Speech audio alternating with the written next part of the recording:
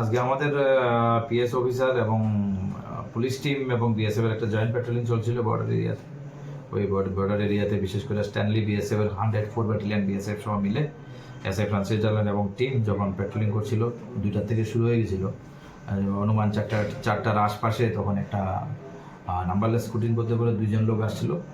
ওরা স্কুটিটা স্পিড বাড়িয়ে দিয়েছিল, তখন ওদেরকে ডিটেন করা হয়। ডিটেন করার পরে স্কুটিটাকে যখন সার্চ করে তখন এখানের মধ্যে কন্ট্রাব্যান্ড আর্টিকেল আছে বলে স্ট্রংলি সাসপেক্ট হয়। সাথে সাথে আমাদেরকে খবর দেয় আমাদের অথরিটির মাধ্যমে, থ্রু এসডিএম আমাদের এখানে এক্সিকিউটিভ ম্যাজিস্ট্রেটকে আনা হয়। ওনার প্রেজেন্সে এবং ইন্ডিপেন্ডেন্ট উইটনেসের প্রেজেন্সে সার্চ করে এখানে টোটাল 18 প্যাকেটে 200টা ইয়াবা ট্যাবলেট, যেটা নার্কোটিক ড্রাগ, যেটা টোটাল 3600 ইয়াবা ট্যাবলেট পাওয়া গেছে।